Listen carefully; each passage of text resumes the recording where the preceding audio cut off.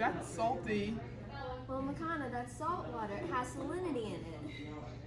What's salinity, Brianna? Let's ask our friend Leanna.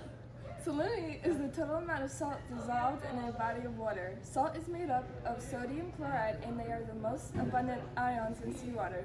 Units are measured in ppt, also known as parts per thousand, which is the amount of grams of salt in 1,000 grams of saltwater solution. But how does it work?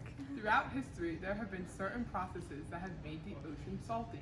For example, the weathering of rocks brings minerals such as salt into the ocean, and the evaporation of the ocean makes the water even more salty. But why is it important? Salinity directly affects the density of ocean water. Water with a high salinity is denser and heavier and will sink underneath the warmer water that has less salt on the surface. This can affect the ocean current movements and the marine life and should not be consumed in large amounts. Consuming salt water can have some negative effects on the body, such as dehydration, and it can even cause death.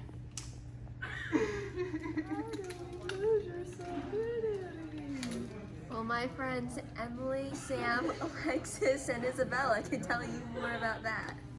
Hi, my name is Sam, and I'm here to tell you how to test salinity with a refractometer. First, you need to collect your sample as seen here. Before using the refractometer, make sure to calibrate it using distilled water.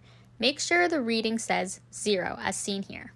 Now you could properly test for salinity. Make sure to wipe your refractometer off with a Kim wipe.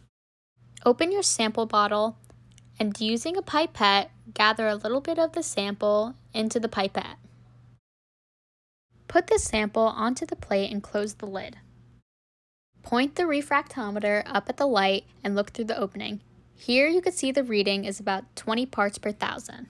After getting your reading, you now can clean up. Make sure to wipe down your refractometer with distilled water, as salt water is very corrosive and it can damage your instrument. Make sure to close the lid and put it back in its case where it belongs.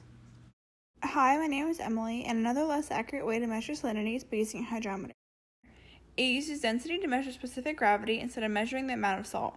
A hydrometer is used by taking a sample of water and placing a special instrument into it in order to see how much it floats. The more it floats, the higher the specific gravity and salinity. The results are translated using a chart which also takes into account the temperature of the water.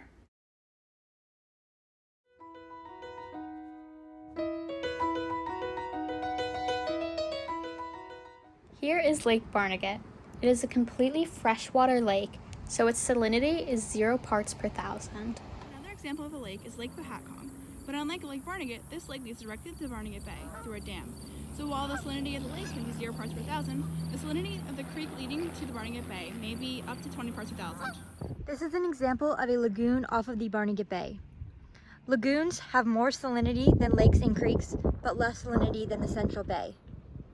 Their salinities usually range from 19 to 25 parts per thousand.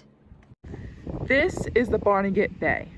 The average salinity of the Barnegat Bay is about 25 parts per thousand. This is a more northern part of the Barnegat Bay. Thus, the salinity may be a little higher because the ocean is not too far away. The average salinity of the ocean is about 35 parts per thousand.